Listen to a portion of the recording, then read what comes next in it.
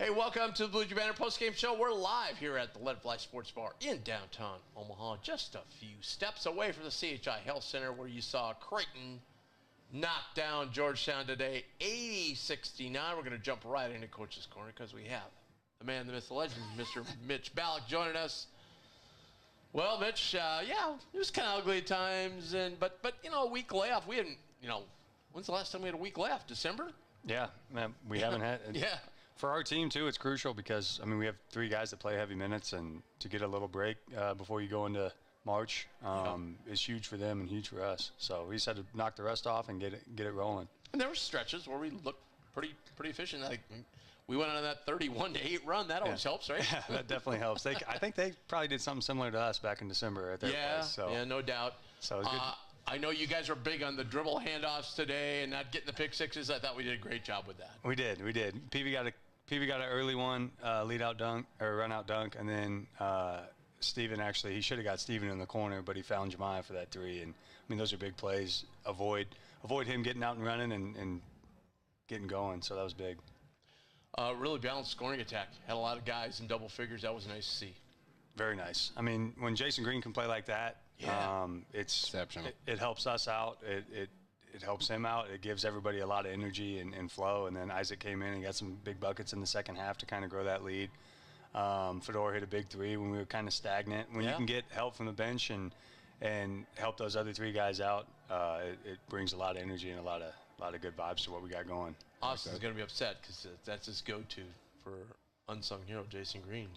Today, he's a hero. No, I hear you. I hear you. I think I got one. I got one, though. You got unsung hero? I got a backup. So what was the week off like for the team? Week off, we obviously lost to St. John's. We got back about 9:30 for the guys, and they took Monday, Tuesday off. A couple guys worked out on the side, just got some shots. Sure. We went back in Wednesday and about 40 minutes live, and then the guys that play heavy minutes, the three guys that play heavy minutes every game, they were done and shot some free throws just to kind of rest their legs a little more. And then we went in Thursday with a similar approach, just to keep them fresh. Obviously, Jeremy Anderson does a good job, and he kind of dictates what we do on weeks like this. And Mac has evolved. I'm sure it's been a little different since the chat days, since I was here. Like, Jeremy Anderson brings that approach where it's science-based and it's back to where guys are playing their best and most healthy ball.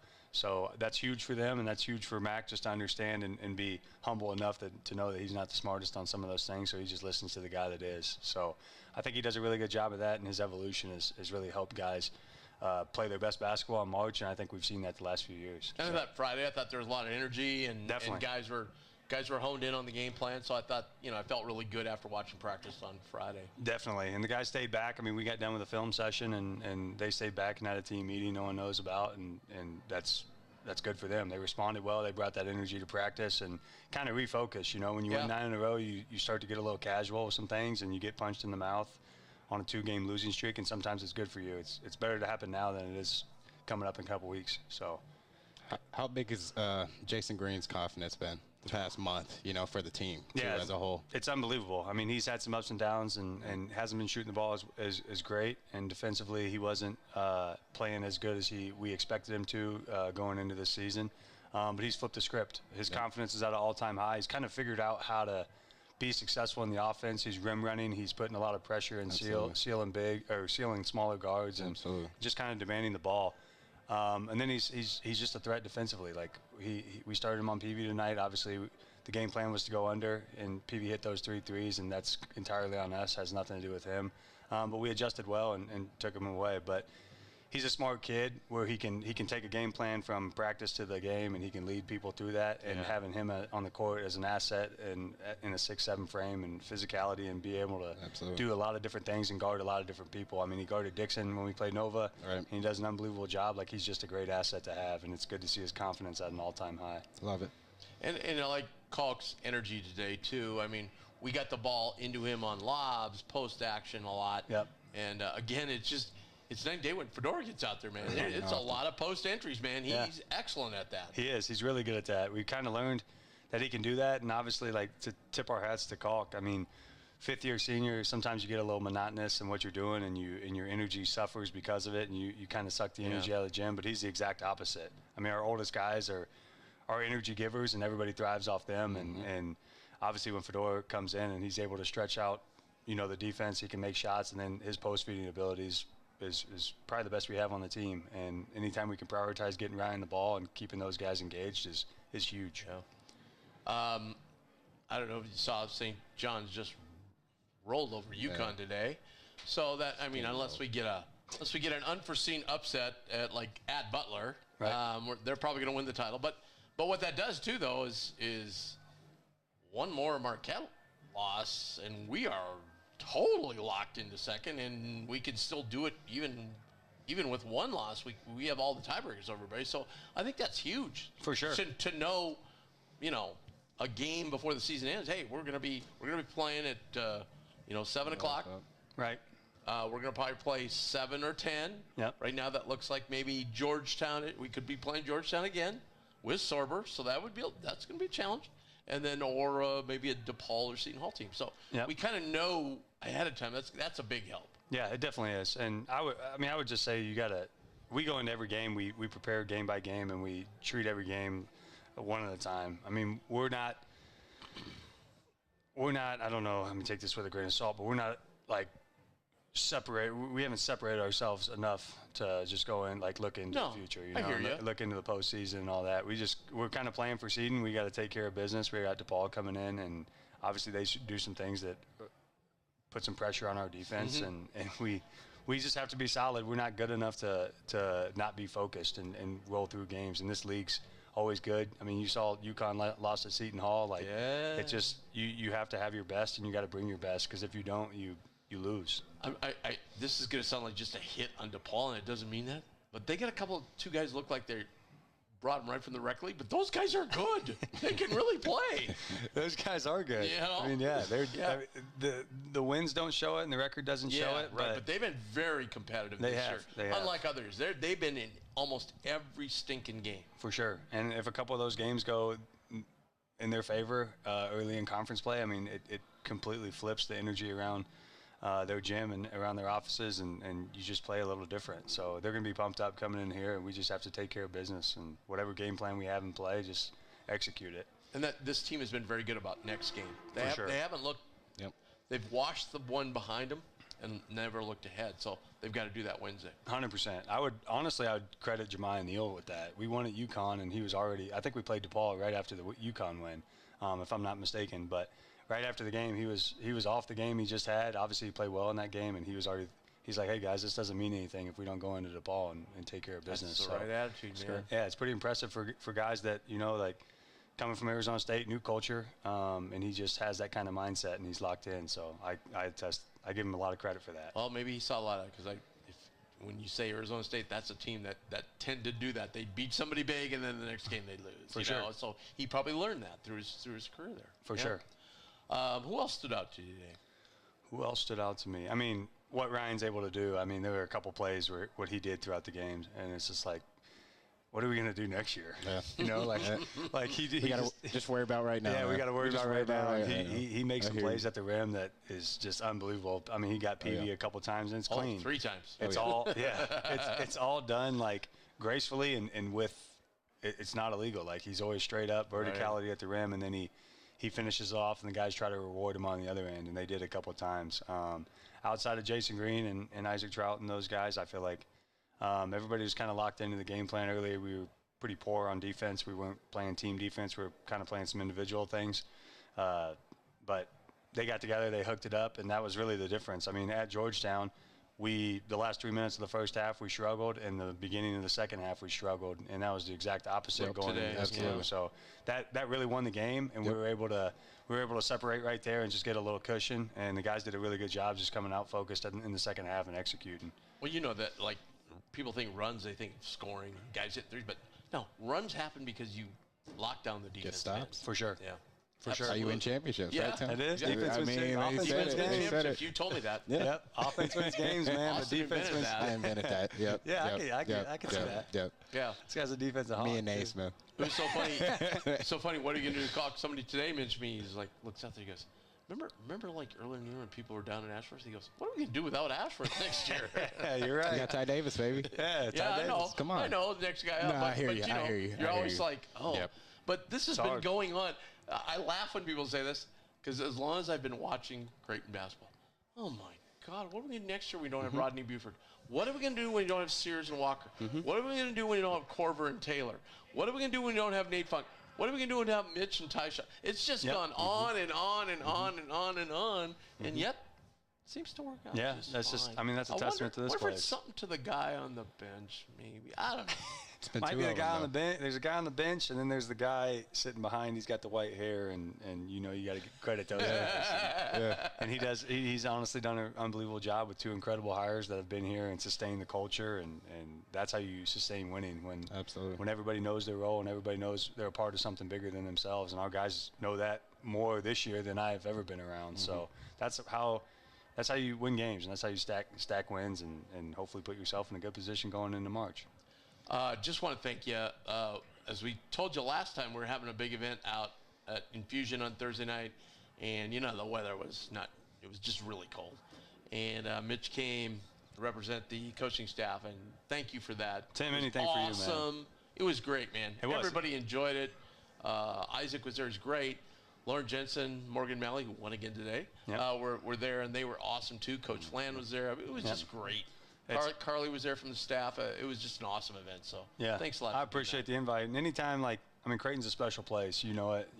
Like, anytime you can get those people together and just having a good time and giving some updates on what we got around Creighton basketball on the men's and women's side. I mean, our athletes do a really good job, and that just comes back to the culture that everyone's built. And it's a special place, and it's a special thing to be a part of. Well, it was special because we kind of wanted to focus on the women because I had 2 different people come up that focused on them, and they go, I didn't know they were 22-4. And I go, yeah, they're 22-4, man. Yeah, they lost 1 game in conference, and that was to UConn. Yeah, and they lost to at Ben, the #1 team in the country, UCLA. Right. So I mean, it's not like they've been playing jumps here. No, what Flan's doing over there, I mean, it's equally as impressive as what Coach Booth and what Coach McDermott and all these guys are doing. And then it was great. Carly got up there and goes, I was like, oh man, what are we gonna do next year? She's like, oh, we got like 4 McDonald's All-Americans coming in. I'm like, holy cow, I didn't realize They got the top recruiting class in Creighton women's basketball history. So there we go. Yeah, roll on. Well, I appreciate you, Tim. Thanks, Mitch. Thanks a lot, chap. Good to see you. Yep, hey, always. Mitch's appearance sponsored by CareMinders Home Health Care. We thank them so much for their sponsorship. When you're in need of care for your injured, ill, or senior loved one, reach out to CareMinders. Their agency is comprised of certified caregivers who have many years of experience. You will receive versatile, flexible, and customized care for your peace of mind and well-being. And, you may not need their services now, but in the future, you might. So go to caremindersnebraska.com, check out everything they have to offer, and then you can give them a call and check a little deeper into what they have. It's 402-532-1383. That's 402-532-1383, or we'll mention that website again, caremindersnebraska.com. All right, thoughts on the game? Kind of to Mitch's point, a little up and down, right? You could just tell, week off, guys were a little slow. Probably just took them out of rhythm, right? Getting back to schoolwork, getting back to, the daily routine of things. Yeah. It just took a little while. It just knocked some of that rust off. But to his point, we did finish off the first in a great way, and we started the second in a great way, which generally I think we kind of, that's not our MO. We've got, like the UConn game, we had terrible out of half, right? Yep. UConn went on like a 9-0 run. But today we overlapped halftime with that 31-8 run. And Mac actually used a timeout. He burned one. He's been hearing the talk. He's been hearing the talk. Now, let me ask you this. So when you were playing and, he liked to let you guys play through Yeah. Did you like that? Or were Absolutely. you like, all of a sudden, there's a barrage, you're down 11, and you're taking the ball in out of bounds. Are you like looking over, like, are you going to call a timeout here? No, I think we like that. I know I like that for sure. I would say number 3 like that as well. But guys that were in the moment, right? Yeah. We kind of felt we had control over the game a lot of the times anyways. So a lot of that was just weather and storms, right? You say it's a game of runs. And we knew how talented we were, that we would get a good look. And generally, if we got good looks, good things happen majority of the time. So I was the one that just liked to stay in rhythm, right? And that happened a lot in high school too, and just professionally, that coaches would like to just kind of take you out of rhythm, just because the other team had a 7-0 run, 8-0 run. But you know what's weird is, the team that went on the run's probably going to stick with what's going, right? With what's working, whatever they were doing. There's probably not a ton. People think, oh, they took a timeout and made big adjustments. And a lot of times there really isn't. There aren't. But yet, that timeout always seems to kind of help. It's kind of like it does, but in other sports when they take timeouts, like on runs, I think doesn't tennis have something? Or I was thinking, what other sport? Like when you're serving hot and somebody wants to just take a break. Yeah, it kind of distracts them or whatever. Yeah, and kind of like ice and kicker, I guess. But no, I just think it's more or less reinforcement to the players, right? Of like, this was assignment, this is where you should have been, to where generally they lock into assignment and kind of figure out what they should be doing on the defense. I'd like to have somebody do a study on this. That would be great. But I heard somebody did, and they said, no, more times than not, the run slows down. It does, though. It seems that way, I guess, because of just momentum, right? Like, it's momentum. It's like water. Guys wouldn't take time out. Yeah, if you stop water, right, what happens? Because coaches can see things wrong all the time and, timeout, let's fix that. Right. But they can't. They only have 4 of them, right? The other thing we were talking off air with Mitch, I want to ask you about. So, like when you were played 3 big-time high-level games. And they were intense. Marquette, UConn, St. John's. Mm-hmm. High-level teams, high-level games. Week off. Terrible. And then you play a team that, is not with those levels.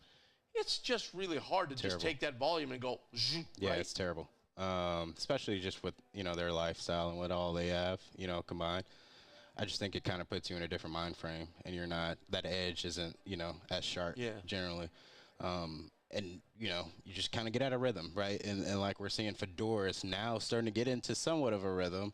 But when you're playing consistent games every 3-4 days, right, you start getting in somewhat of, that momentum moving forward and just kind of having a good rhythm about you. And kind of when you get out of sync, I think it's just tough.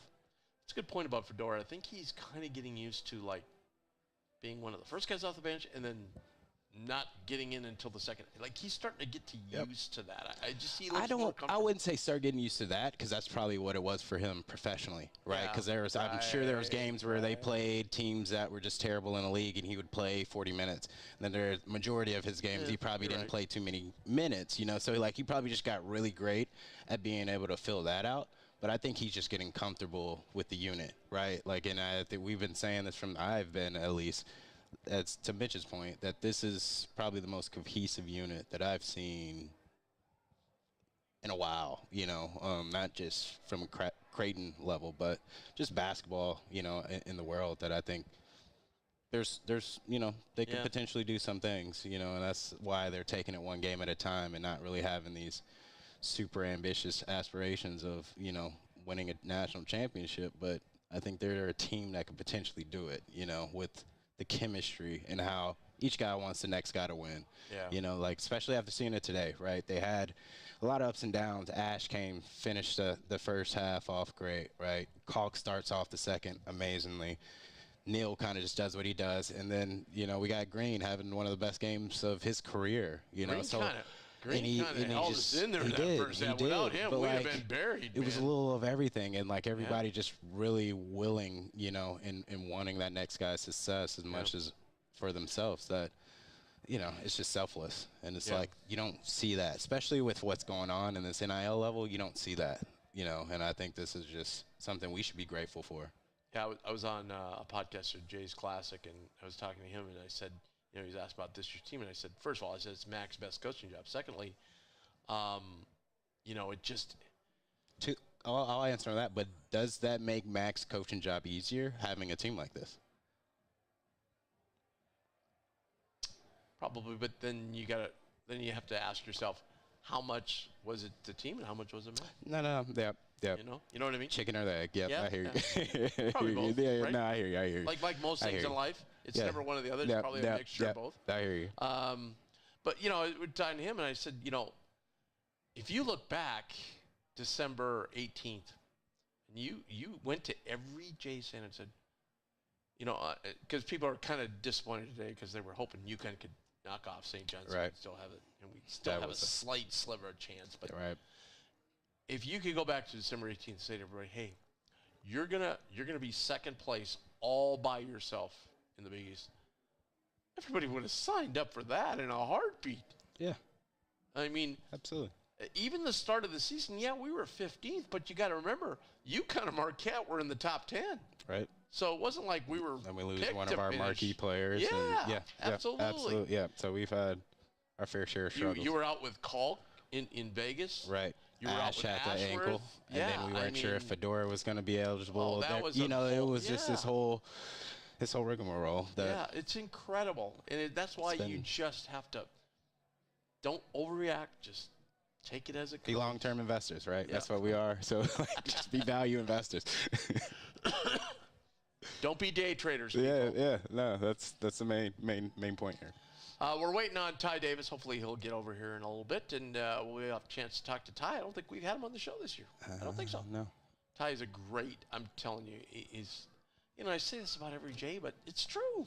It's true. Going back to guys like Austin. Well, that's kind of that was Mitch's point, right? That the guy with the white hair in the back, he had a lot to do with that and keeping that culture around, right? And making sure that this was something that was sustainable, right? And I think it's something that it's proved itself.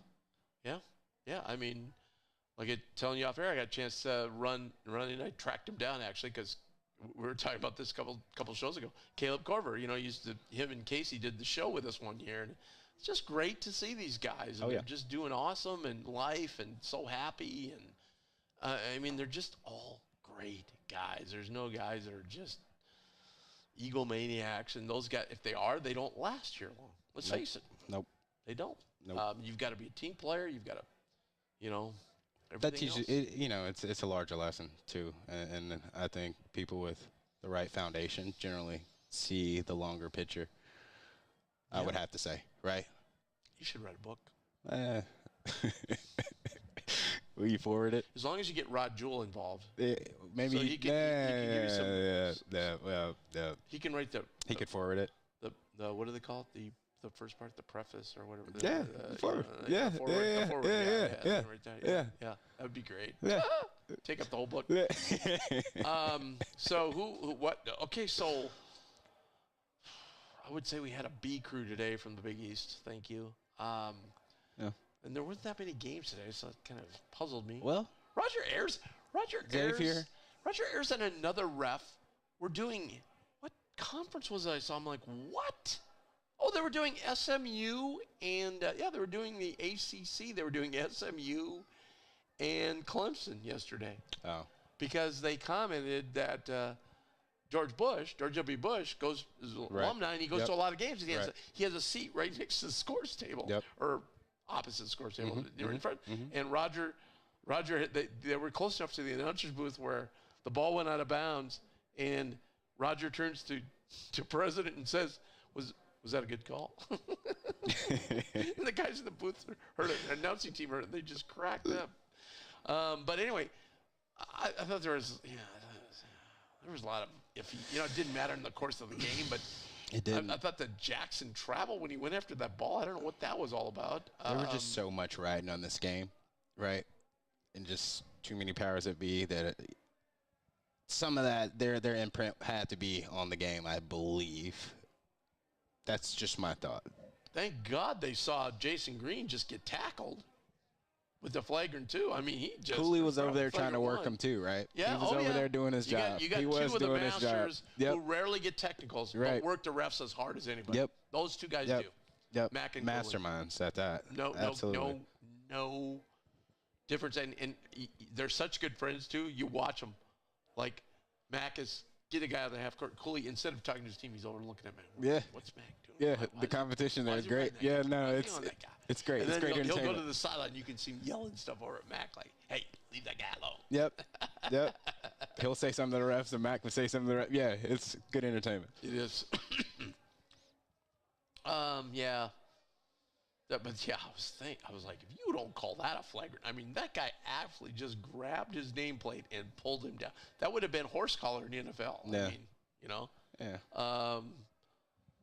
But yeah, what happened? I think it was a big effect too. That you're not really thinking about. But like I said, when their big guy got in foul trouble, it was over, man. Because they tried to go with a smaller lineup, and we ate him alive there for like 3 possessions. And Cooley had to put him back in. I just think those first.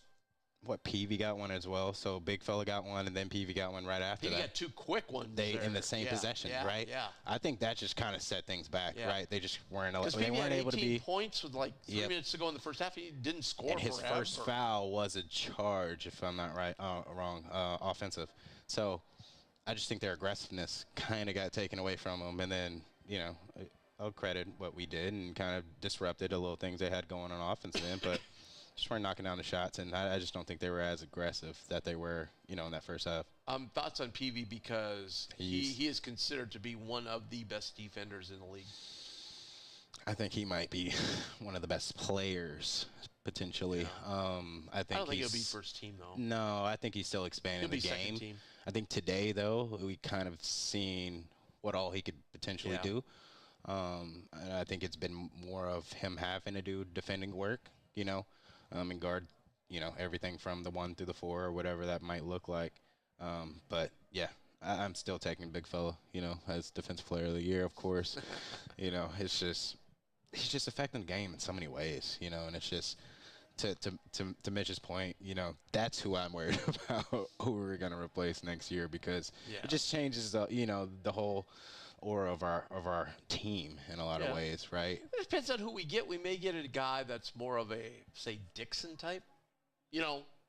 Like that's where a lot of centers are going. But I feel now. like that's what King is right now, and nobody's afraid of that. You're not afraid of Dixon if you see Dixon on the paint on the charge line. You're not. You just aren't. If you see it, he is, but he's 6'8".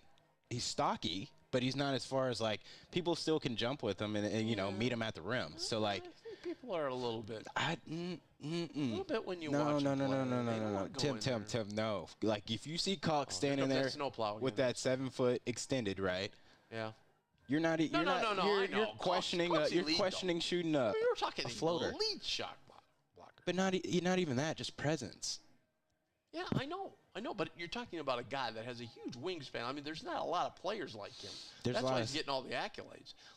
Like I've talked to Kansas fans, they can't stand. But he doesn't do what Cox does. Hunter Dickinson is the same size. He's bulkier, but he can't. He's not as long. He's also not. If you watch his games, he's not using his presence. No, he's not. He's just like he's in there like he's 6'5". Unfortunately. I agree with that. And like that's just Cox uses his presence, and so guys come off that pick. It'll just depend on the guy we get and how much more can Fred improve.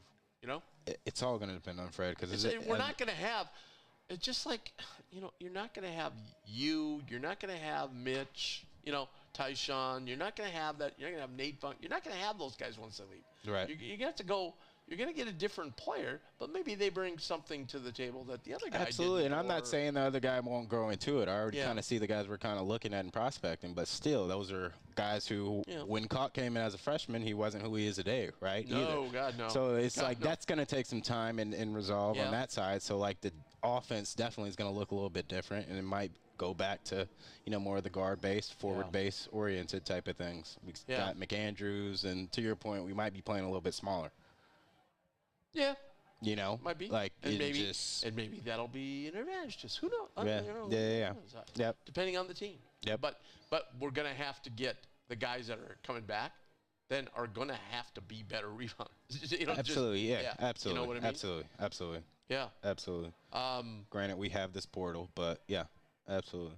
So I was watching the St. John. Did you get a chance to watch the St. John's? Yeah. And so I was watching it closely because there's been that stat out there where they get so many more fouls called against the opposition at home.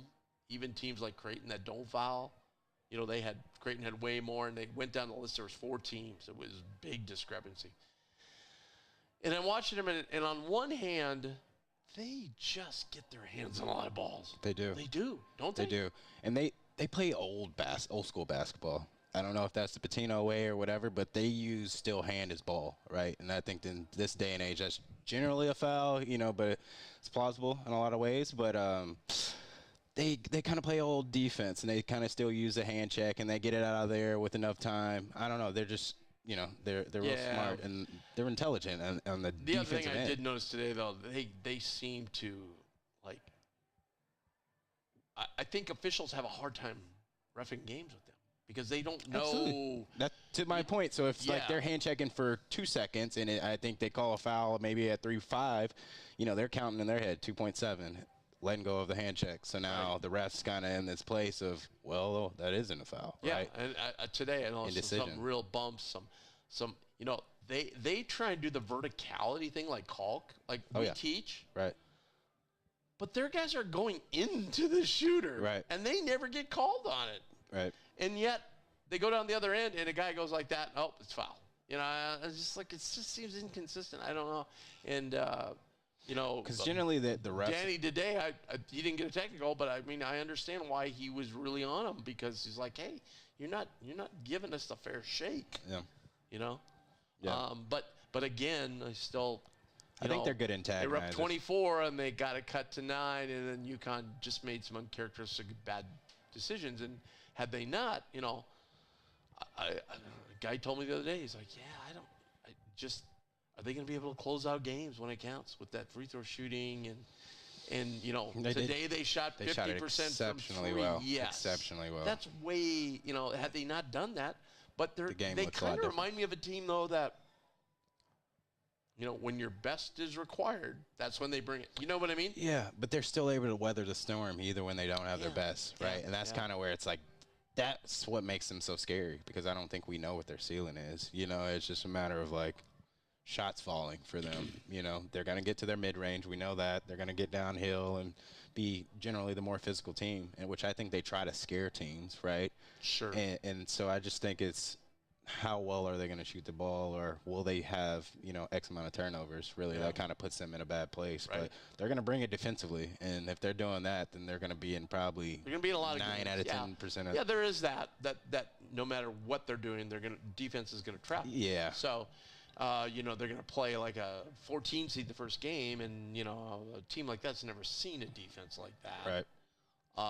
But on the other hand, if that 14 seed, like a lot of times mid-majors have 3 or 4 guards that can just shoot it lights out, and they do get some open looks and make some shots, and St. John's doesn't make shots, then game on. Yeah, but I trust St. John's defense, you know, as far as forwards to guards, you know, even center now too.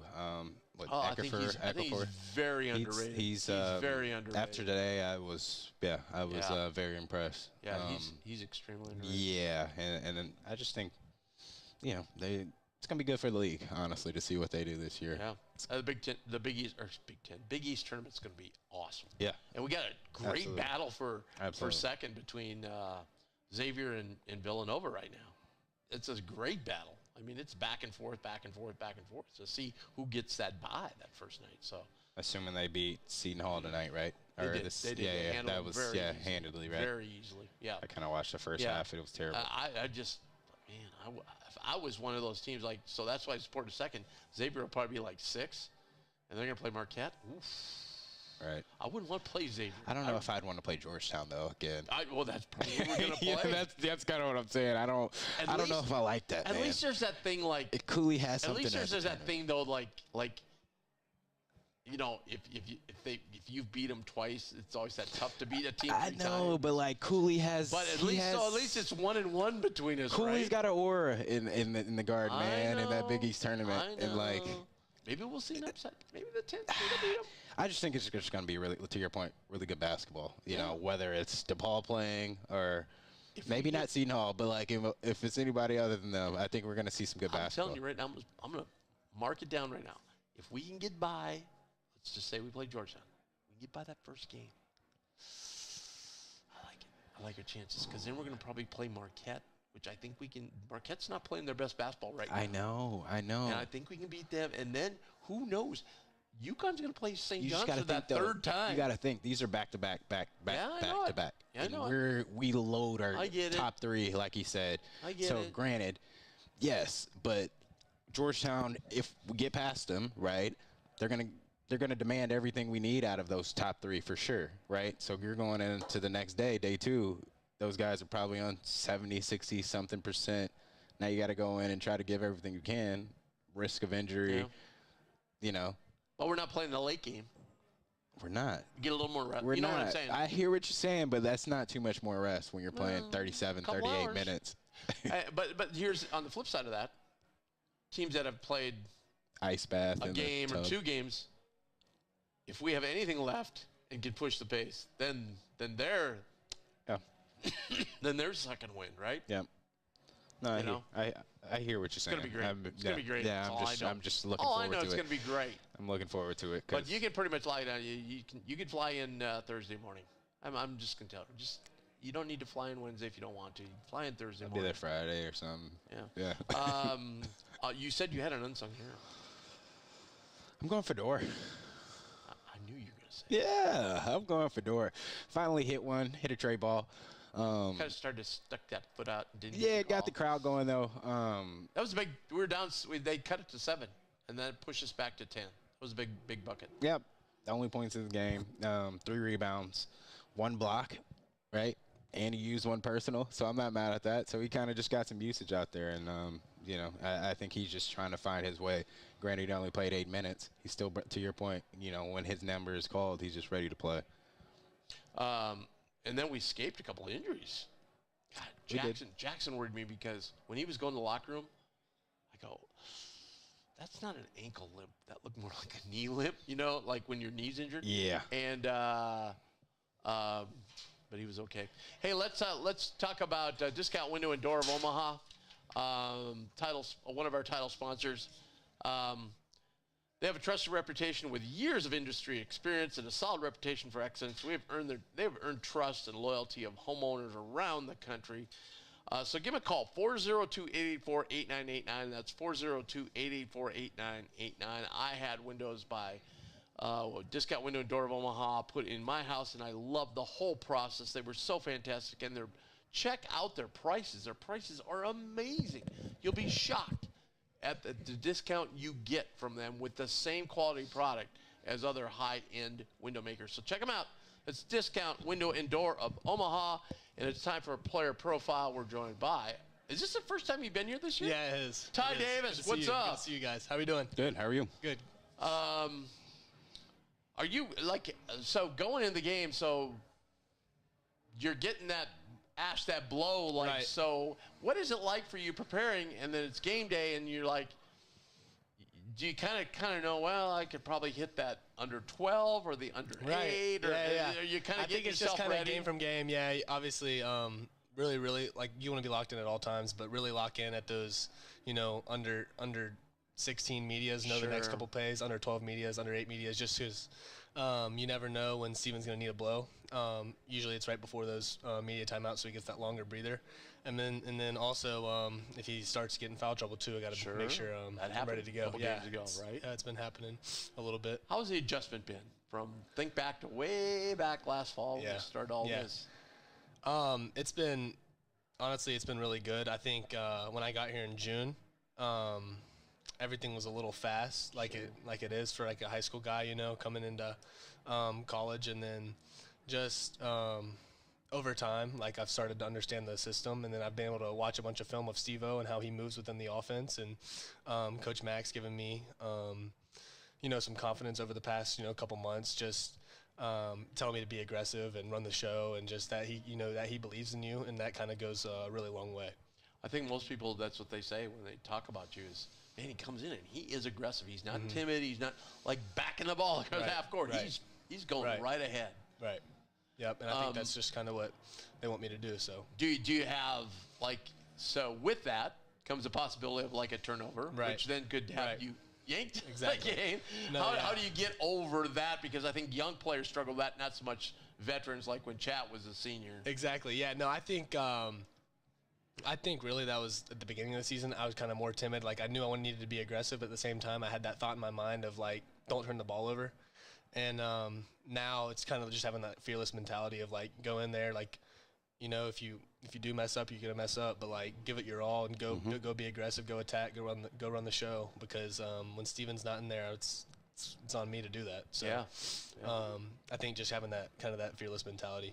Point guard, ask another point guard a question. It was somewhat of just getting used to the speed of pace.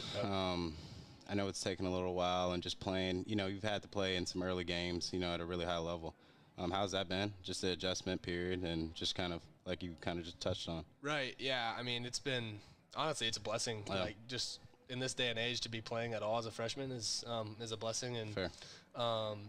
It's been really fun. And I think I was talking to kind of my dad about this, and Jackson McAndrew, the other freshman. Like we were talking about this the other day of how like at the beginning of the season, like you're sitting on the edge of your seat on the bench, like just so like nervous, ready to go. Like when Matt calls your name, like your heart drops, kind of like you're excited, but at the same time, like you're nervous. You don't want to mess up.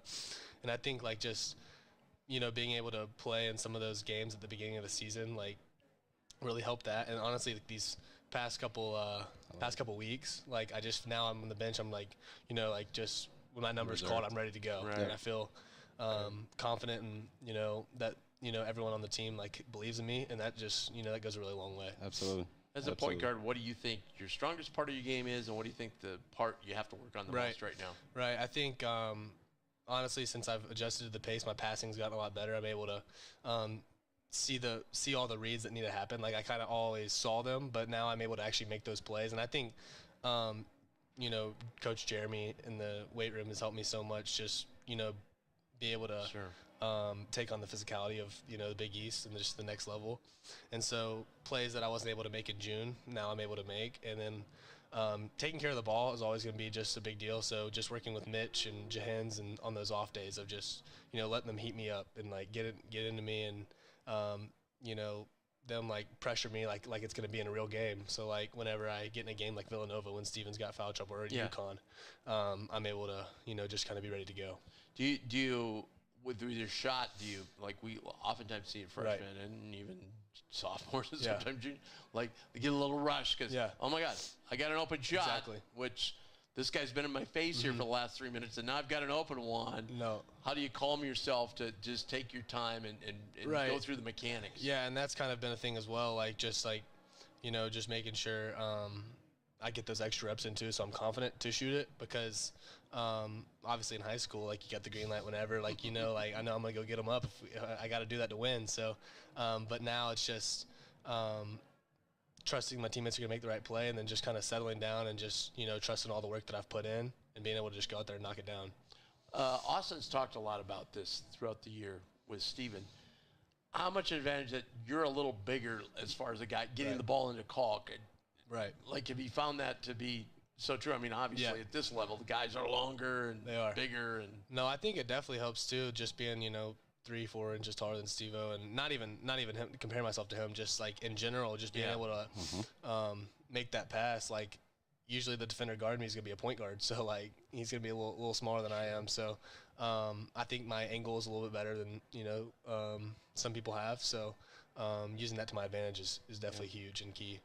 So we've had a long conversation way back to his recruiting days. So him and I used to chat. How's your dad doing? He's doing good. He actually just made it to town for the game today. So nice. His first home game of the year. He was really excited. So is he here? Yeah, he's going to be coming here soon. All right, good. I hope he's trying to check in the hotel right now. Yeah, I'll bring him to talk to you. It was nice you dragged me over to him in Vegas. In Vegas, right. Yeah, no, he was pumped to be here. And everything good? Yeah, family everything's good. Yeah, my sister actually just helped her team make it to the Final Four back nice. home. So yeah, Alabama's ahead of usually a lot of the other states in there because they start early November. So they, she's a freshman, 14-year-old. She just had 27 in the regional finals to carry her team to the Final Four. So he was gonna stay for DePaul Wednesday night, but he's gonna head out Wednesday morning. So he's gonna spend a couple of days here, and then hopefully come to Xavier because that's drivable. Oh sure. I'm sure Mom misses you. Yeah, she does. Yeah, she's excited to get out to the Big East tournament, and then hopefully our games in March. Yeah. How was going back to Alabama? Yeah, it was really fun. I mean, obviously, just being able to play some significant minutes in that game was really, really cool. Definitely surreal because they recruited me a little bit, and so I was able to. The last game I was there, I was on a visit for them, so it's just it's just really cool to kind of play in front of a bunch of my high school friends who go to University of Alabama, and oh look, there's Ty. Yeah, exactly. They're in the stands messing around and stuff. But I wish we could have came out on top. But I think that it was definitely a good experience and a really fun big battle. It was. All right, Ty, thanks so much for joining us. Really appreciate it. Appreciate it. And his appearance is sponsored by Discount Window and Door of Omaha. Check them out. Phone number is 402-884-8989. They have a trusted reputation with years of experience, and you will be blown away by the prices. So check them out today. That's Discount Window and Door of Omaha. All right, next game up is Wednesday night. 2 in a row on Peacock. For all you people who couldn't find it today. Yes, sir. Yep, you got a few everywhere. days to find it. Yep. My wife usually texts me like 20 minutes before the game. Which channel is it on today? Yeah. Which channel is on? Yeah. I didn't get a text from her today, so I'm assuming she had no clue and gave up. She's got a Fire Stick. I have Peacock on my phone. I'm sure she doesn't have it, but she has it on Fire Stick. But she just has to go downstairs to watch that. So she probably didn't think about that, but she was probably like, "Where is this game on?" I got you. Yep. I'm sure she found it though. At least we're not like it. At least. Yeah, you had something going on over here. We're at least usually on regular networks and not on like the pluses, like a lot of Big 12 teams are this year. Yeah. Absolutely. Crazy. But anyway, it's an 8 o'clock tip, so we're gonna have a late night with Tim and Austin on Wednesday for the post game. So join us then. Jay's win today. Run down the scores real quick. Okay, we got Ash with 20, Jemiah with 13, Calk with 19 and 8, McAndrews 3, Jason Green 14. What was Jemiah on the triple double? Where was he at? 13, 12 and 9. He had 9 assists. 9 assists. So was he hunting an assist? He was hunting the assist. There was a one point I think shot clock was running low. He had a look at it. He ended up throwing at the Calk and wanted Calk to shoot the three. But whatever, I understand it. Mitch doesn't like it. I love it. Whatever. I understand you got the game in hand. Let's go for it, man. Yeah, I understand it. Then we got Trout, who came in and provided 13 great minutes. 8. Yeah. Zugic with 3, and that about rounded out. So 11 off the bench. We won the rebounding battle, right? I believe. I think we did. We were pretty significantly early. Yes, 42-34. All right, awesome. 11 offensive, which you like to see. Only 8 turnovers, which I would, That was good. Yeah, absolutely. That was good because that was the problem last game time we played. Right. So we've solved that. So and they pressured us quite a bit. They did. Granted, that zone was a little bit different. Right. And we haven't been shooting it as great, but yeah, we were able to figure it out. No chats today. We didn't have any chats today. Able to figure it out Sunday. Tim, all right. they were probably all still in there. We want to remind you when you're watching on YouTube, A, hit subscribe, but B, use that chat feature down below. Ask us questions, interact with us in future shows. All right, so there it is. Next show will be Wednesday night. Another home game. Wow, 2 in a row. It seems like it's crazy. I guess we had UConn and Marquette 2 in a row, but those were higher level games than Georgetown, DePaul. Absolutely. A DePaul team that's, I'm sorry, they're just not very good. They aren't. But to Mitch's point, I think this team, we need to suit it up. This team is good at that, though. This team is taking care of business. I would say this is one of the best taken care of business teams. Because they have to be. The only game we really got tripped up that, we just blew it was Georgetown. Really? I'm going to say Nebraska. But that wasn't a game you're just looking at. You know what I mean? You're not looking past that game because that's the in-state rivalry right now. We got work that day, but and you can't say San Diego State because no. Didn't have obviously didn't have one of the everybody best teams in the country. Didn't have it. And we all almost our pieces. beat them. So I would think that's the only game. And that's pretty definitely. good because usually there's a couple every year you lose at Seton Hall or Butler or wherever. We are fresh off of beating Kansas. Who do we play after Kansas? Oh, Alabama. Oh, yeah. But still, we had a really good showing in Alabama, so we were up. And we were trending upward. Absolutely. And we touched on, we were trying to figure out chemistry and pieces and 3-4. I think Mason, the whole, that whole lineup issue there. But I like what we got going here. I love it. Let's keep it rolling. Yeah, and Jason is playing exceptional. So he is. He needs to kind of playing great. Yeah. All right. We'll see you guys Wednesday night, late night. So join us. It'll be fun.